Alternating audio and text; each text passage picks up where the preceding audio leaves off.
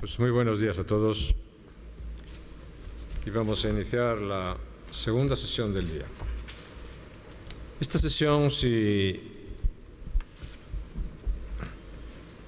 se me permite decir, pues es una sesión de una importancia y de una relevancia especial, porque es la presentación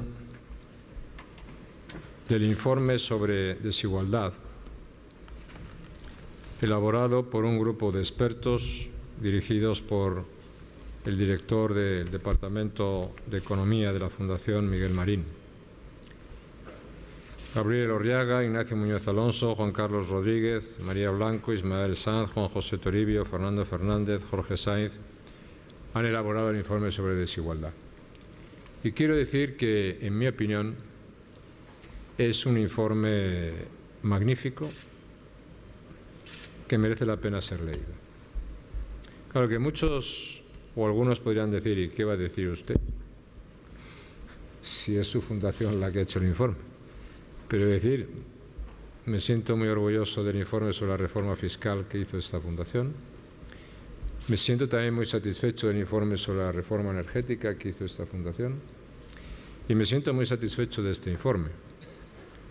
Entre otras cosas porque es una muy buena demostración de que con dedicación, con personas competentes, expertos, entendidos en el tema, se pueden llegar a conclusiones muy importantes y hablar de cuestiones y hablar de asuntos que son absolutamente imprescindibles en el mundo de hoy y en la España de hoy.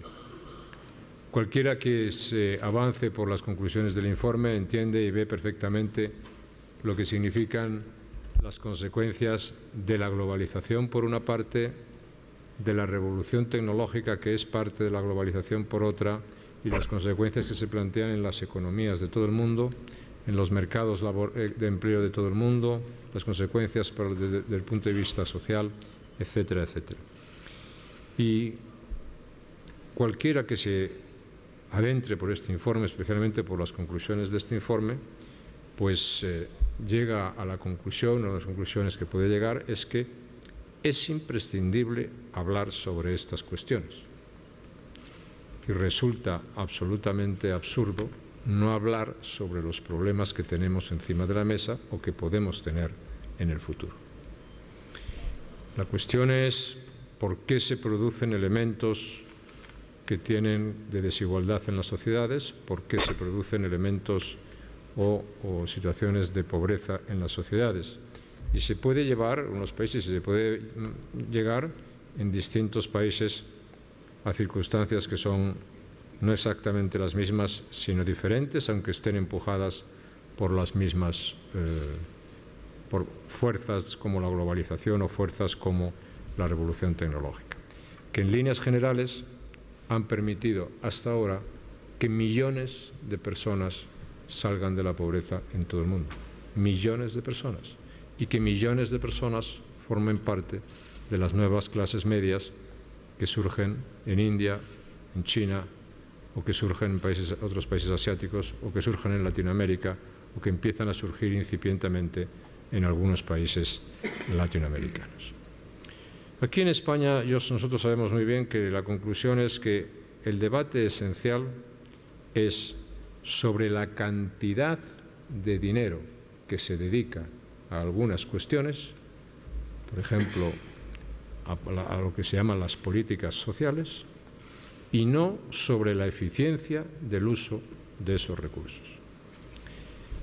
Y resulta que cuando uno mira en términos comparativos los modelos nórdicos, que teóricamente no, que en la práctica han sido drásticamente reformados en un sentido mucho más abierto, desde un sistema socialdemócrata mucho más cerrado, digamos, la eficiencia nórdica en términos de bienestar es infinitamente superior o manifiestamente superior al manejo mediterráneo en materia de política de bienestar. Y eso depende de muchos factores que se explican aquí. Y por eso ponerse o hablar simplemente de cuestiones que se refieren a la eficiencia del estado del bienestar es absolutamente absurdo. Cuando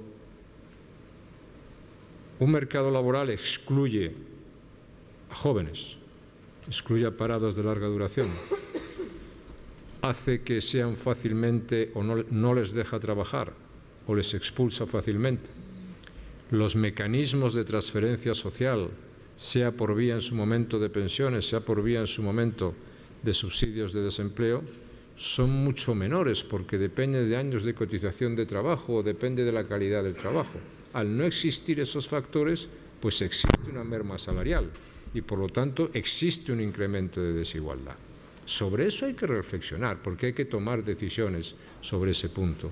O sobre la eficacia, como se dice en este informe, del sistema educativo y cómo hay una mayoría de hijos en España que replican intergeneracionalmente los mismos niveles que los padres. Y eso, desde el punto de vista de la eficiencia del sistema educativo, pues es un desastre para lo que significan el futuro del país y las posibilidades del país. O la fiscalidad, que si se sigue planteando en el sentido como el debate del estado del bienestar, aquí hay una banda de ricos a la que hay que castigar y el resto, lo que ocurre es que está explotado por esa banda de ricos, resulta que esa no es la conclusión a la que se llega en España, donde la banda de ricos pues no es tan rica, ni es tan banda, ni es tan rica, y resulta que la ineficiencia del propio sistema es la que está generando muchos problemas en las capas menos favorecidas de la sociedad. Pero además, pues el mantenimiento de la estabilidad del sistema para que favorecer su sostenibilidad es extraordinariamente importante, junto con otras cuestiones que afectan a la financiación autonómica, etcétera, etcétera. Quiero decir que a mí la conclusión es que me parece muy bueno que se debata sobre esto, me parece imprescindible. Segundo, me parece que las conclusiones a las que llega el informe son, desde mi punto de vista, muy positivas. En tercer lugar, me parece que hay que dar un toque de atención a todos aquellos que declaran imposible hablar sobre estas cuestiones en España, sencillamente porque es absurdo y sencillamente porque estamos tirando piedras, cuando no pedradas, sobre nuestros intereses, sobre nuestro futuro y sobre los menos favorecidos en España y los que tienen más problemas. Y en cuarto lugar, porque se establece un catálogo de propuestas que me parece que son especialmente relevantes e importantes para nuestro país y para el futuro del tratamiento de estas cuestiones. Quiero decir con esto lo que he dicho y creo haber demostrado que me he leído el informe y que el informe merece la pena y por lo tanto es una invitación a leerlo de una manera muy clara. Pero ya mi intervención primera termina aquí, sin perjuicio de que si la cosa se anima, pues podremos decir algo luego también, ¿no?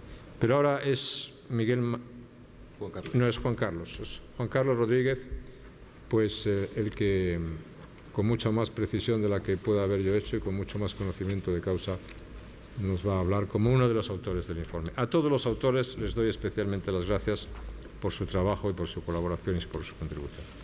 Lo que Miguel me pidió es que presentase los resultados principales de mi capítulo, que es uno de los capítulos más empíricos del informe, que nos sirve para situar el caso español en términos de pobreza y desigualdad en el marco del contexto de los países de referencia, que son los países de la Unión Europea de los 15, los más desarrollados.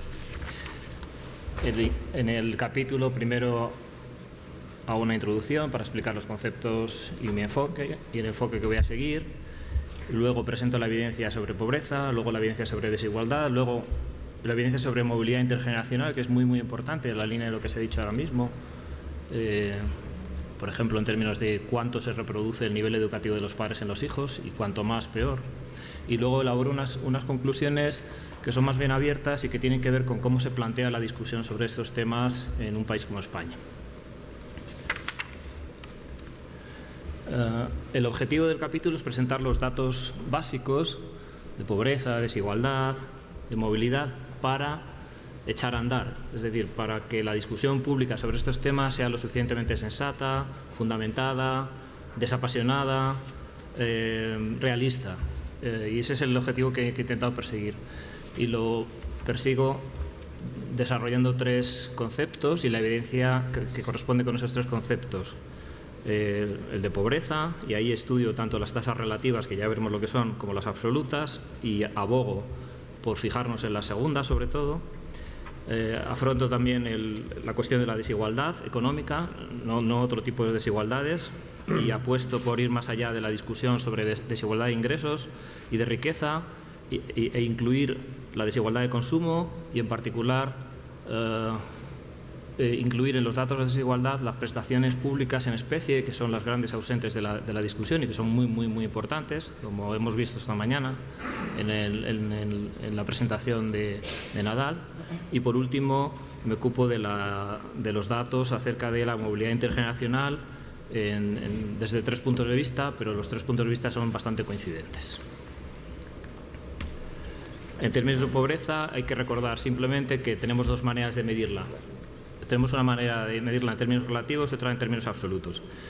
La que suele cundir en la opinión pública, a la que más se refieren los medios y la discusión, es una tasa de pobreza relativa, que se suele medir por un porcentaje de la población cuyos ingresos están por debajo de un umbral establecido convencionalmente. Ese umbral puede estar establecido en el 60% de la renta mediana, o puede estar establecido en el 50% de la renta mediana.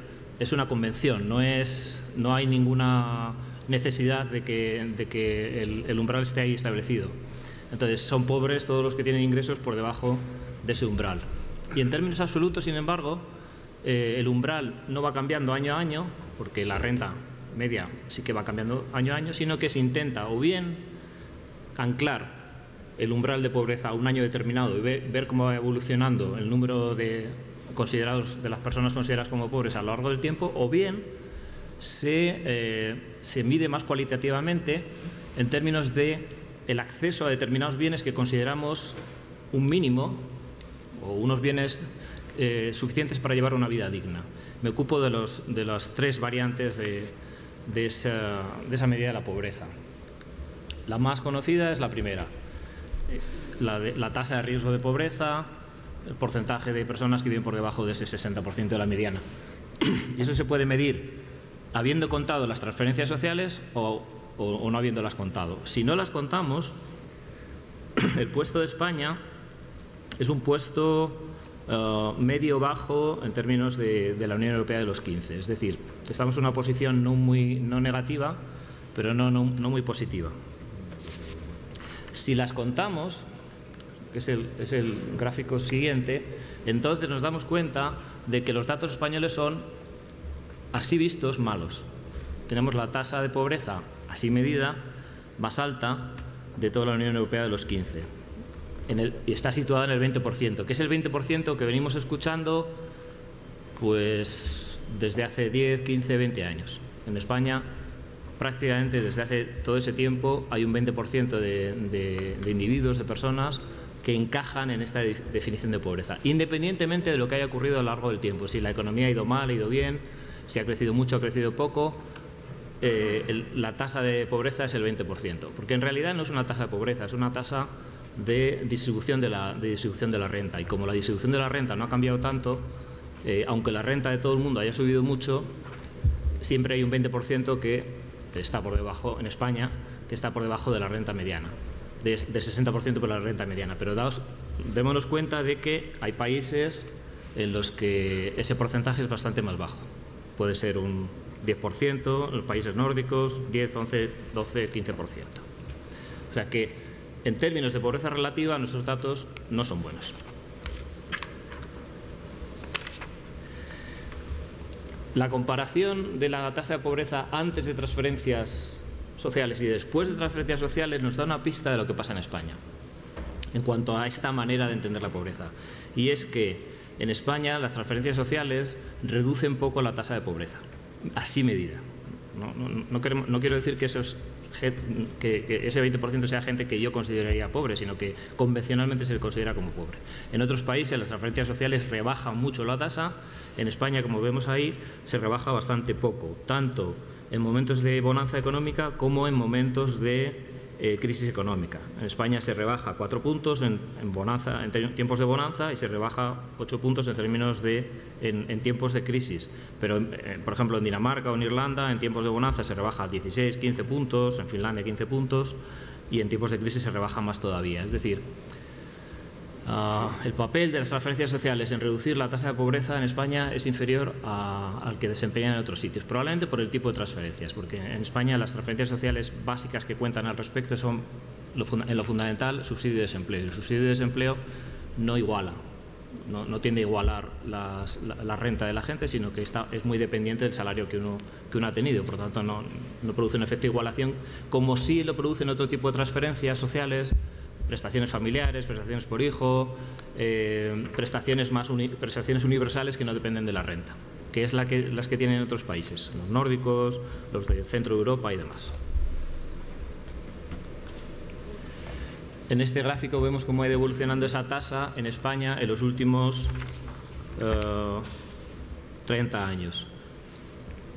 Es complicado de ver, porque uno de los problemas que tienen los estudios sobre desigualdad y sobre pobreza es que las series de datos no son estrictamente comparables. Y en este caso, pues yo he intentado recoger todos los datos que existen para mostrar cómo se produce la evolución, pero hay que tener en cuenta que las series no son todas comparables. Por eso mi juicio acerca de ese gráfico es que básicamente la tasa de pobreza se mantiene a lo largo de todo ese tiempo, con algunos altibajos que tienen algo que ver con el ciclo, pero no tanto. Se ve una estabilidad bastante grande, independientemente de que estemos en una fase alcista del ciclo, una fase baja del ciclo. De hecho, si nos fijamos en los últimos datos, que son los que se corresponden con la crisis de la que estamos saliendo ahora, vemos que durante 3, 4, 5 años la tasa de pobreza no se ha movido, así medida, y solamente ha crecido el último año.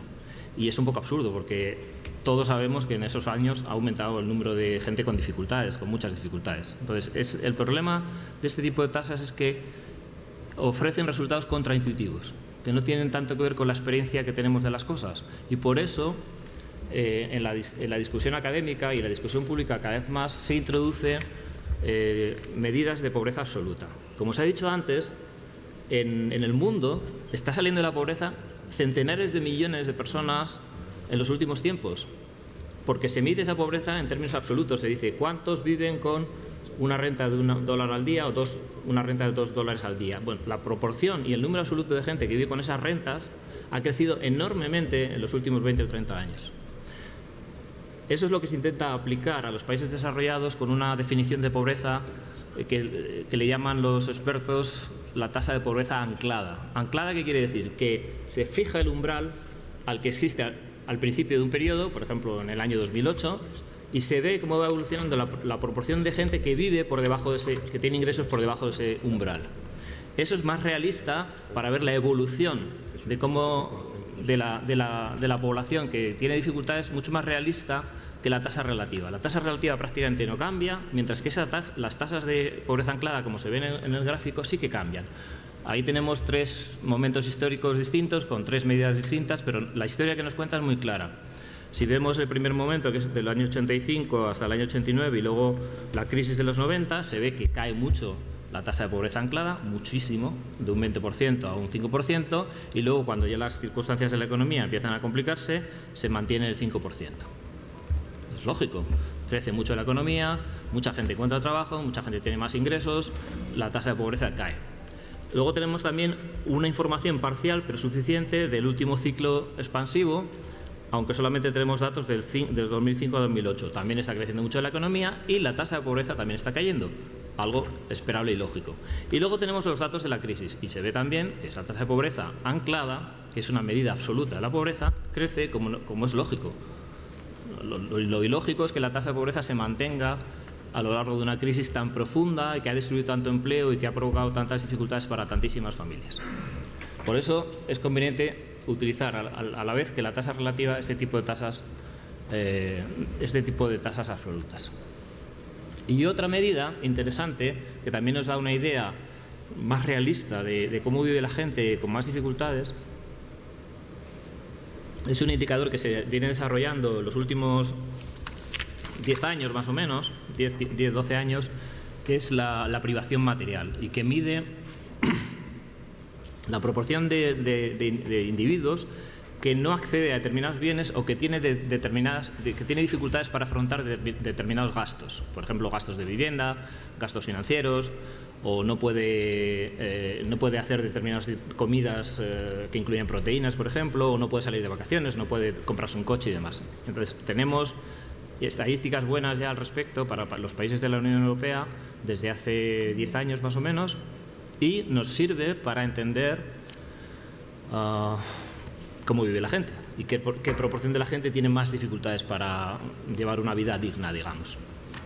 Y ahí en ese gráfico tenéis la gente que sufre privación de cada uno de los indicadores, de los ítems que se estudian, por ejemplo, los que no pueden permitirse una comida de carne, pollo, pescado, es decir, proteínas al menos cada 2 días, y se ve que no es tanta gente, pero es alguna gente, la gente que no puede comprarse un coche, o la gente que tiene dificultades para afrontar pagos de vivienda, y se ve que esas cifras se mueven como tienen que moverse, con el ciclo económico.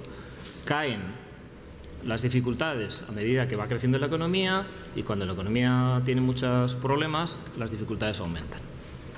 Con esos indicadores que proceden de encuestas representativas, las autoridades comunitarias y Eurostat elabora unos indicadores de privación material, según la cantidad de ítems a los que la gente no tiene acceso, a los que los encuestados no tienen acceso. La más importante de todas, porque es la que mide de verdad, creo yo, el número y la proporción de personas que tienen dificultades serias para sacar adelante su vida en términos económicos, es la tasa de privación material severa, que es el número de esa proporción de individuos que, digamos, que plantean problemas en 4 de esos 7 ítems. Es decir, que tienen dificultades para acceder a 4 de esos bienes o servicios. Esa tasa en España iba cayendo en los años del boom hasta un mínimo del 3,5%, es decir, incluso en los años del boom económico un 3,5% de los habitantes tienen una privación material de una cierta severidad, aunque eso también es discutible, y con la crisis se ha duplicado y estamos ahora mismo en el 7%. No es el 20% de la tasa relativa de pobreza, el 20% viene a ser 8 o 9 millones de personas, pero son 3 millones y pico de personas. Es mucha gente con dificultades, con grandes dificultades. Ese es yo creo que si uno tuviera que centrar el foco en una porción de la población con dificultades para ver qué hacemos en términos de resolver el problema de la pobreza, hay que centrar el foco en esa gente, y son muchos, y han crecido mucho en el tiempo de la crisis, porque la crisis ha sido muy profunda y ha destruido mucho empleo, que es el problema principal en términos de la dificultad, en términos de la privación material severa. Comparativamente, ¿cómo quedamos en términos de privación material severa? Pues no quedamos ni bien ni mal. Antes de la crisis estábamos en una situación intermedia, con una proporción media del 4%, y después de la crisis ha aumentado hasta un 5,5%. Es decir, antes de la crisis estamos en una situación media y después de la crisis en una situación media alta. Pero no tenemos tasas tan altas como Grecia, Portugal o incluso Italia. Es decir, podemos contentarnos si queremos porque son medias, pero tenemos que saber que se pueden reducir bastante, porque hay países con tasas de privación material severa muy pequeñitas, del 2%, del 1 y pico por ciento, del 3% de media. Podríamos aspirar a ese tipo de tasas. Y desde luego también podemos contentarnos de que no tenemos un 13% o un 15%, pero creo que tenemos que mirar a los países que mejor rinden en este aspecto.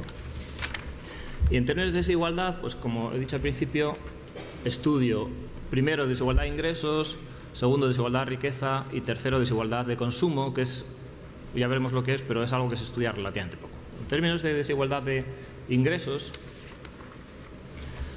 la medida más utilizada, habitualmente más utilizada, es una medida de distribución de la riqueza que nos indica cuánto se aleja la distribución de los ingresos con respecto a una distribución totalmente equitativa. De manera que el 10% que está más arriba de los ingresos recibiría el 10% de los ingresos, el siguiente 10%, el 10% y así. Entonces, ese indicador es el coeficiente de Gini, o tal y como suele medirse recientemente el índice de Gini, que va de 0 a 100, pues cuanto más se acerca al 100, más desigualdad, y cuanto más se acerca al 0, menos desigualdad.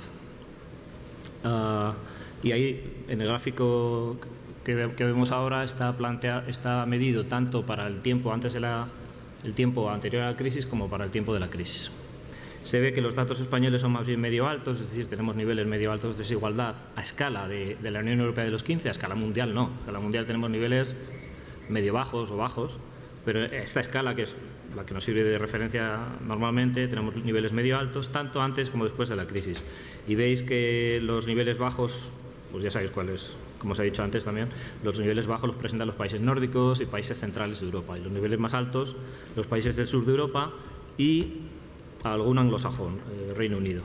Hay una divisoria relativamente clara entre sur de Europa y países nórdicos en lo que respecta a la desigualdad, bastante clara y desde hace bastante tiempo, y aunque eso es tema para discusión ulterior, no es algo reciente ni es algo que tenga que ver solo con el desarrollo de los estados de bienestar en esos países, sino que es algo histórico, es incluso anterior al crecimiento de los estados de bienestar en todos nuestros países.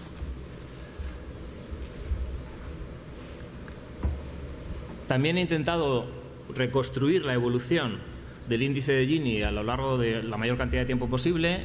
También se plantea el mismo problema de la comparabilidad de las series, pero grosso modo la historia es relativamente fácil de contar. Seguramente cayó bastante ya en los años 60, pero no tenemos datos. Siguió cayendo en la primera mitad de los 70 y sobre todo cayó en la segunda mitad de los 70 a raíz del gran crecimiento de las políticas sociales en aquella época, de los subsidios de desempleo, pensiones y demás. Y desde entonces apenas se ha movido. Hay movimientos que tienen algo que ver con el ciclo, más o menos, pero hay una estabilidad muy grande. Es como si nos hubiéramos establecido en un Gini de 30, sería como el 30%. Otros países, el equilibrio en términos de desigualdad está en el 20 y tantos, otros está en el 40 y tantos, el nuestro parece que está en el 30. Mejora algo con los momentos buenos del ciclo, empeora como ha empeorado recientemente en los momentos malos, pero básicamente no se mueve tanto, y eso es llamativo. Se redujo mucho con el crecimiento de las políticas sociales en los años finales 70 y primeros 80, sobre todo la segunda mitad de los 70, y desde entonces no se ha movido tanto. Eso quiere decir que hay algo en el funcionamiento de nuestro mercado de trabajo, en el funcionamiento de nuestro sistema de bienestar, en el funcionamiento de nuestro sistema económico, que provoca ese equilibrio. Y eso lo podemos discutir después. Y luego, en el texto, intento mostrar qué ha ocurrido recientemente en términos de desigualdad. Y lo que muestro, creo que con datos más o menos fiables, es que la crisis, aunque ha afectado a todos los niveles de ingresos, ha afectado más a los niveles de ingresos más bajos que a los niveles más altos. O por lo menos ha afectado especialmente a los niveles más bajos. Y eso lo vemos en ese cuadro, en el que se ve cómo varía el porcentaje de ingresos que corresponde a los que están más abajo en la distribución y cómo varía el porcentaje de ingresos de los que están más arriba, y se ve que la caída en los ingresos es más alta en los que están más abajo. ¿A qué se debe eso? Pues se debe a que el paro, a que la destrucción de empleo ha afectado mucho más a la gente menos cualificada, a la gente que ocupa lugares más bajos en la escala social. Sobre todo dependiendo de la cualificación y dependiendo también de los sectores en los que trabajan. Ahí, eso lo veréis en el libro con más tranquilidad, pero ahí se ve cómo la mayor pérdida de empleo se produce en los trabajadores manuales, cualificados o no cualificados, que pierden, incluyendo la construcción, pierden entre el 2008 y el 2014, pierden un 40% del empleo o un 50% del empleo. Si no incluimos a la construcción, pierden alrededor de un 30 o un 25%, que es una barbaridad. Mientras que la media de pérdida de empleo es, si incluimos a la construcción, 18%, si la excluimos, un 11%. Entonces es lógico que haya aumentado la desigualdad, porque las pérdidas de empleo y por tanto de ingresos se han concentrado en niveles de cualificación bajos. Eso en cuanto a la desigualdad de ingresos, que es la más habitual, y ya hemos visto que tenemos un nivel medio alto, más bien tirando alto, en el índice de Gini. En términos de riqueza es otra cosa.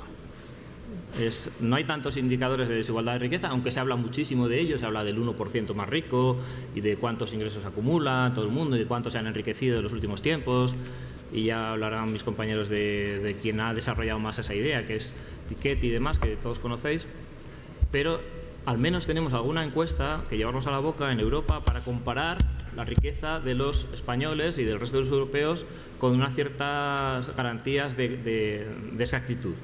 Y ahí vemos que la desigualdad de riqueza en España es más bien baja. Es algo que quizás nos sorprenda, pero es baja. Es bastante baja. ¿Por qué? Pues porque en buena medida la riqueza está bastante bien distribuida en España, porque casi todo el mundo es propietario de su vivienda. Muchísima gente es propietaria de su vivienda, y eso es una parte importante de la riqueza de las familias aquí y en todos los sitios. Y veis que el dato español es el segundo mejor después de Grecia. Es un poco extraño también pensar que en Grecia hay menos desigualdad de riqueza que en otros sitios, pero es así. Hay mucha más desigualdad de ingresos, pero no tanta de riqueza. Y en términos de consumo también pasa algo parecido. ¿Qué es este? Antes os estaba contando mal. En términos de consumo, que es interesante también porque tiene más que ver con cómo vive la gente y no tanto con los ingresos que tiene, sino con la capacidad de gasto o de acceso a bienes que puede tener la gente, se ve que el caso español más bien ocupa un lugar medio-bajo, lo cual es un buen indicador, y no ocupa un lugar alto. Lo que pasa es que casi no tenemos evidencia al respecto, y escasamente hay una encuesta de la que podemos extraer estos datos, y convendría tener más evidencia para que esta discusión fuera más realista, y sobre todo si incluyéramos en el consumo y en el gasto, en gastos que no se suelen tener en cuenta, que es el acceso a bienes públicos, a servicios públicos como educación, sanidad y demás, que son efectivamente, forman parte de los ingresos o del consumo de las familias, pero nunca se miden en este tipo de encuestas. Si se midieran, los resultados de estos indicadores de desigualdad serían distintos, pero no sabemos cómo serían de distintos. El caso es que no se miden y deberían medirse. En términos de movilidad intergeneracional, los datos españoles son así. En términos de elasticidad entre los ingresos salariales de padres e hijos, ocupamos un lugar intermedio.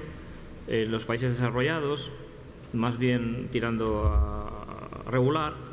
En términos de movilidad, esto lo paso rápido para tener oportunidad de discutir después, pero en términos de movilidad intergeneracional podríamos mejorar bastante, porque la movilidad ascendente es bastante más baja que en otros países. La descendente es parecida, pero la ascendente es problemática, es decir, podríamos...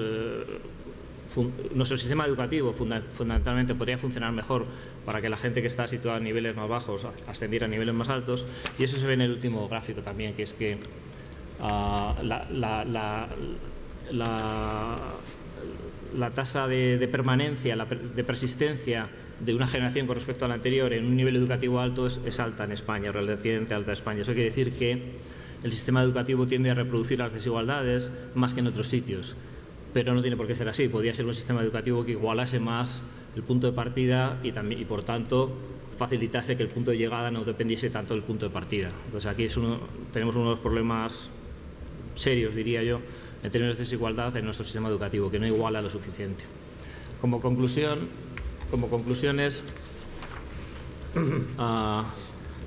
lo que hago es establecer una serie de conclusiones abiertas dependiendo de cómo se ven estos datos, y que podéis ver más tranquilamente cuando leáis el texto. Quienes prefieren vivir en sociedades más igualitarias, a esa gente la situación española le parecerá muy mejorable, incluso sustancialmente mejorable, quizá mediante transferencias sociales, pero no solamente mediante ese tipo de medidas. Quienes creen que en una sociedad justa las diferencias del punto de partida no deben delimitar excesivamente el potencial de desarrollo individual, les preocuparán los bajos niveles de movilidad intergeneracional. A quienes no entienden por qué durante la crisis los sacrificios se reparten con poca equidad, esa gente centrará su atención en cómo los que más sufren por las crisis son quienes ocupan lugares inferiores en la escala social e insistirán en que esos sacrificios están mejor repartidos en países con mercados de trabajo en los que la crisis no provocan las convulsiones en el empleo que provocan en España.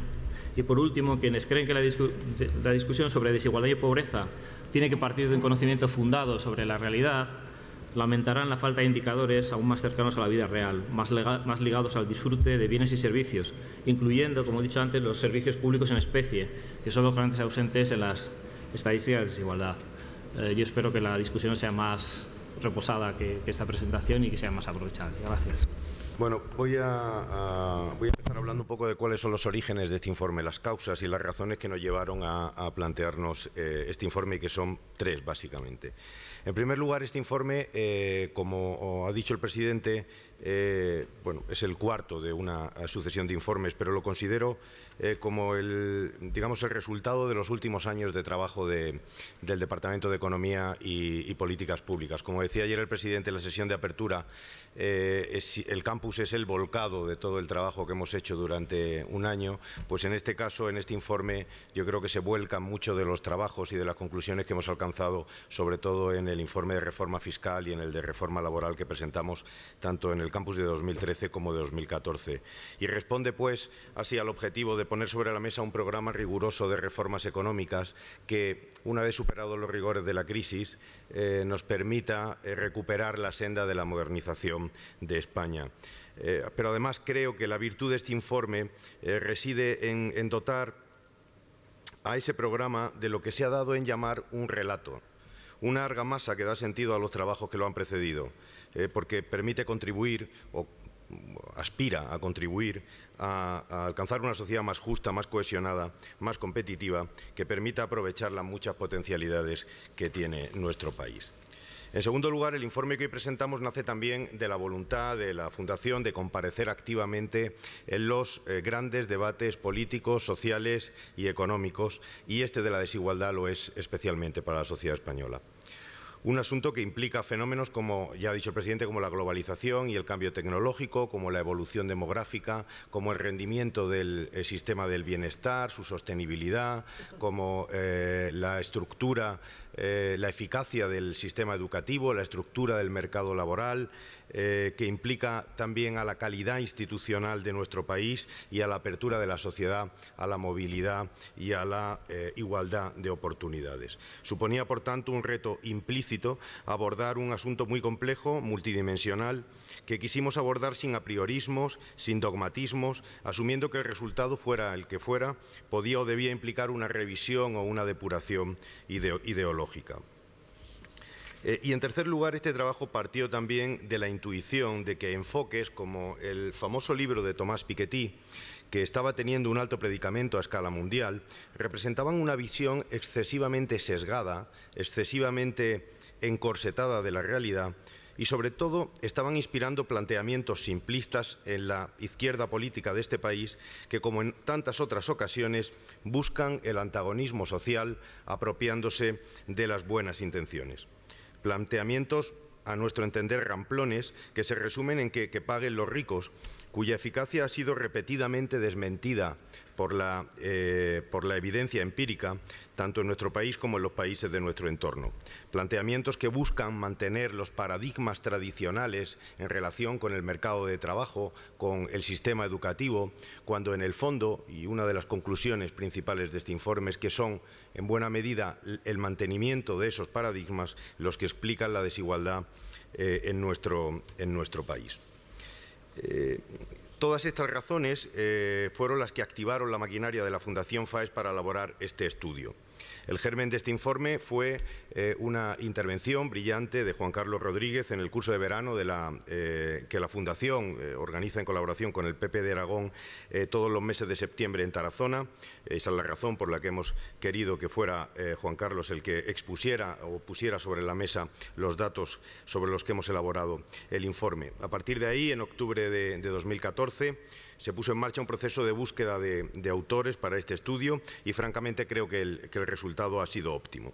Un trabajo intenso, a través de reuniones individuales, almuerzos de trabajo y largas reuniones del grupo de autores en la Fundación, y que ha tenido como denominadores comunes, como normalmente es la forma de trabajar de la Fundación, el rigor conceptual, el análisis objetivo de los datos disponibles y la generosidad de los autores a la hora de plantear sus posiciones y someterlas al criterio y al conocimiento del resto. Haciendo una breve presentación de los capítulos, a Fernando Fernández, que hoy no ha podido estar aquí presente, le pedimos que pusiera la pelota en juego en un capítulo introductorio que se nutre de su capacidad innata de explicar conceptos económicos para que puedan ser fácilmente entendidos. A María Blanco, tampoco presente hoy, que pusiera sus profundos conocimientos sobre historia del pensamiento económico al servicio de una revisión histórica del concepto de desigualdad en las distintas escuelas de pensamiento. A Juan Carlos Rodríguez, que nos aportara los datos de desigualdad y pobreza en España y su fino análisis para poder tener una visión realista ante los muchos análisis que estaban generando cierta alarma entre la sociedad. A Gabriel Elorriaga, que nos aportara una reflexión sobre el rendimiento comparado del sistema del bienestar, de nuestro sistema fiscal y de las consecuencias de algunos de los debates que estaban sobre la mesa en relación con la financiación autonómica. A Ismael Sanz y Jorge Sainz, que nos aportaran los datos científicos sobre el rendimiento y la eficacia de nuestro sistema educativo. A Juan José Toribio, que nos aportara su visión sobre el impacto de la globalización y el cambio tecnológico en los indicadores de pobreza y desigualdad a escala mundial. Y finalmente, a Ignacio Muñoz Alonso, que reflexionara sobre el impacto de los sistemas institucionales y de los mecanismos de incentivos en la desigualdad y aterrizara esos conceptos en el sistema institucional con el que contamos en España. Seguramente no todos los aspectos que afectan a la desigualdad están recogidos en un capítulo concreto, aspectos como la inmigración, la desestructuración familiar, el funcionamiento de los mercados financieros o la evolución de la demografía, aunque mencionados en el informe, bien podrían merecer un capítulo aislado. Sin embargo, estoy convencido de que todos los aspectos reflejados en el informe representan una explicación suficiente del fenómeno de la desigualdad en España y cada uno de ellos, junto con los antes mencionados, permiten abrir líneas de reflexión que en el futuro podrán inspirar nuevos trabajos de la Fundación. Pasando ya directamente a las conclusiones, bueno, voy a hacer un breve resumen de las conclusiones y posteriormente dejaremos a los autores que cada uno haga las precisiones que considere oportunas sobre cada uno de sus capítulos y que esto forme parte del coloquio o de la parte del coloquio de esta sesión del curso.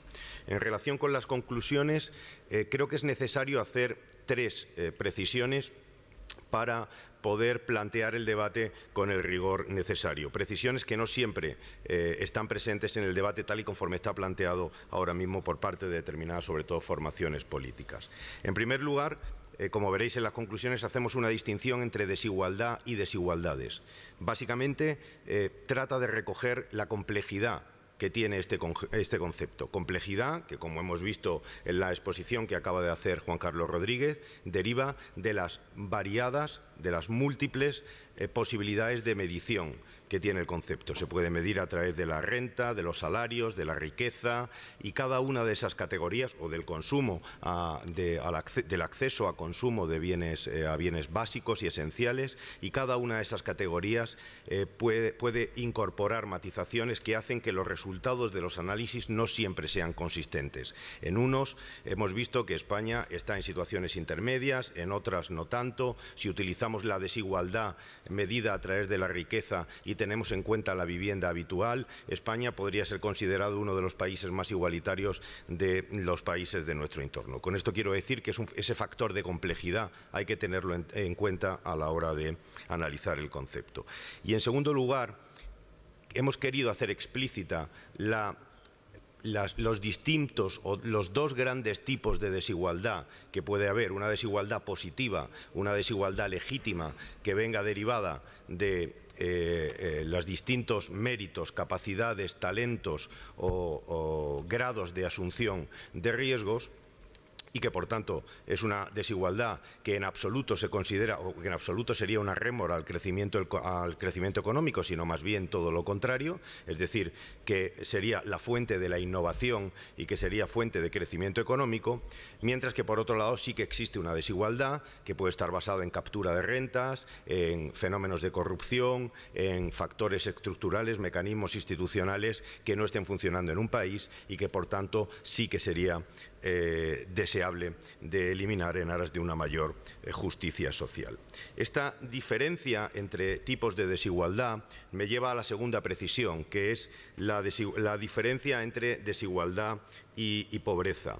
Hacemos explícito también en las conclusiones del informe que desigualdad y pobreza son conceptos netamente distintos. Seguramente lo interesante a efectos prácticos y a efectos de la política pública serían los valores relativos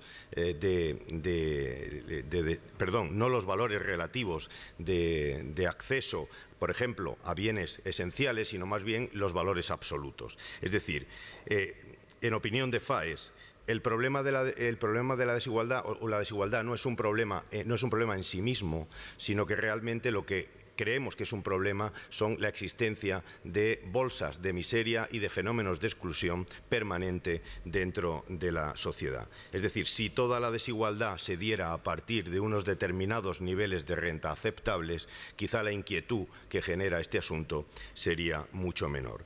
Y es evidente que este hecho se corrobora con la existencia de países en el mundo en los que tienen muy bajos niveles de desigualdad y, sin embargo, tasas de pobreza muy elevadas, capas de la población que se encuentran mayoritariamente por debajo del umbral de pobreza. Podríamos hablar de Cuba o podríamos hablar del caso de Corea del Norte. Y la tercera precisión, que ya la ha avanzado antes el presidente, es aclarar el papel que está teniendo la globalización y el cambio tecnológico en los fenómenos de desigualdad observados en el mundo. Existe la creencia generalizada de que la globalización está aumentando la desigualdad en el mundo, cuando eso no es verdad o es verdad solo en parte. Realmente, tomado el mundo en su conjunto, la globalización ha permitido que millones de personas superen el umbral de la pobreza, que millones de personas se incorporen año a año a las clases medias en países como China, India, en algunos países de Latinoamérica que tienen una participación en la población mundial muy importante, y que el salario mediano del mundo se haya incrementado. Pero sí que es cierto que la globalización parece estar teniendo un efecto negativo sobre la desigualdad de los países desarrollados. Un efecto que tiene como causa fundamentalmente la presión competitiva de esas crecientes clases medias en los países emergentes, pero también y fundamentalmente el cambio tecnológico. El hecho de que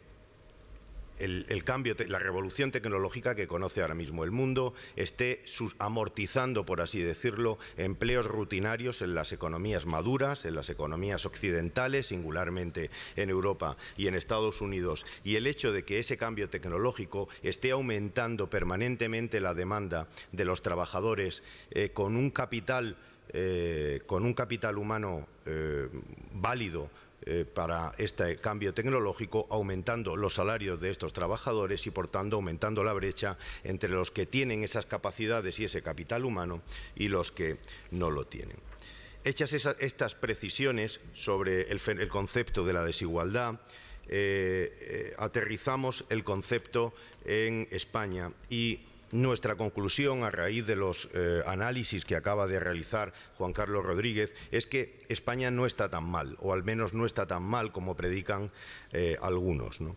España no destaca por la desigualdad o por las tasas de pobreza. Los indicadores de desigualdad, medida a través de los salarios, de las rentas, de la riqueza o del acceso de las personas a bienes de consumo básicos, así como los indicadores de pobreza, sitúan a España en las posiciones intermedias de los países de nuestro entorno. La distribución de la renta que se genera en España por la actividad económica no difiere en gran medida de la que se genera en otros países considerados como muy igualitarios, como es el caso de Suecia, y sin embargo sí que se observa que el rendimiento de nuestro sistema de bienestar en su capacidad niveladora o en su capacidad igualadora de oportunidades es sensiblemente más bajo que el de los mejores países de nuestro entorno. Un hecho que se ha revelado de forma mucho más evidente durante la crisis económica que ha puesto a prueba los sistemas de bienestar de toda Europa con resultados dispares. Las causas de este menor rendimiento, que para nosotros fue el primer hallazgo sorprendente del informe, son estructurales y no obedecen, contra lo que en ocasiones se dice, a las políticas adoptadas para el tratamiento de la crisis económica en los últimos años, como tampoco están relacionadas con las cantidades con las que dotamos al sistema de bienestar. Es decir, el sistema de bienestar en España no tiene un problema de cantidades. Las estadísticas confirman lo que veníamos, al menos desde la Fundación, diciendo desde hace años, y es que España es de los países con mayores niveles de gasto social de los países desarrollados, dato que se mantiene incluso durante los peores años de la crisis económica. Luego, no tenemos pues un problema de cantidad de gasto, sino de que el efecto redistributivo de ese gasto es muy bajo. ¿El por qué? Básicamente por esos factores estructurales a los que hacía mención. El primero de ellos, el factor más determinante de la distribución de la renta en España es el empleo y su retribución. A pesar de los logros de la reciente reforma laboral, España sigue teniendo un problema de insuficiencia crónica, de insuficiencia estructural de empleo, a lo que se añade un mercado marcadamente dual, que reacciona violentamente ante los ciclos económicos. Esta dualidad hace que ante una crisis o una recesión económica como la que acabamos de padecer, se expulsen del mercado los trabajadores con empleos de peor calidad, los trabajadores temporales que están menos protegidos, generando que la brecha que separa entre los que más tienen y los que menos tienen se vaya agrandando. De hecho, dato que aparece en el informe, según datos de la OCDE, 6 de los 8 puntos del aumento de desigualdad medida por la OCDE que se han producido en España a consecuencia de la crisis económica se deberían a este factor, al aumento del empleo. El segundo de los factores estructurales es el sistema de bienestar en España, un sistema que presenta resultados que pueden llegar a ser regresivos y que en todo caso reducen significativamente la eficacia de su objetivo redistribuidor. De esta forma, como ha avanzado el presidente en su primera intervención, jóvenes, parados de larga duración y familias están excluidos de los mejores resultados del sistema del bienestar. Podríamos utilizar muchos de los datos que aparecen en el informe para ilustrar este menor efecto redistributivo de nuestro sistema de bienestar, pero he decidido utilizar este que me parece suficientemente ilustrativo. El documento pone de manifiesto que en el periodo de bonanza, de 2005 a 2008, las transferencias monetarias recortan la desigualdad un máximo de 10,8 puntos del índice de Gini en Dinamarca, 10,6 puntos en Irlanda, 7,8 puntos en Suecia y 9,3 puntos en el Reino Unido. Es decir, una vez que ponemos a funcionar el sistema del bienestar a través de las transferencias monetarias que reciben los ciudadanos, el índice de Gini se reduce en unas cantidades significativas en estos países, mientras que en España ese recorte es solo de 2,2 puntos. El tercero de los factores estructurales que explica el menor rendimiento de nuestro sistema de bienestar es el sistema educativo. Un sistema educativo que es relativamente ineficaz en su función igualadora de oportunidades. La educación, como a nadie le escapa, puede ser un instrumento muy útil que puede redundar en la construcción de una sociedad más innovadora, más justa y más meritocrática. Sin embargo, los niveles de movilidad social intergeneracional, como ha puesto de manifiesto Juan Carlos Rodríguez, en nuestro país son bajos, es decir, un nivel muy elevado o elevado de los hijos de este país replica el nivel educativo de los padres. Las posibilidades de éxito educativo no solo dependen, por tanto, del esfuerzo y de la dedicación, sino del nivel socioeconómico y cultural de los padres. Este problema tiende a contribuir a perpetuar las desigualdades de renta en lugar de ejercer las funciones de ascensor social que se le deben atribuir a cualquier sistema educativo. Y finalmente, el último de los factores estructurales es un sistema fiscal incapaz de recaudar de forma suficiente, al que se le confía excesivamente una función redistributiva por el lado del ingreso, bajo el, a mi entender, el raquítico argumento de que la culpa de la desigualdad la tienen los ricos.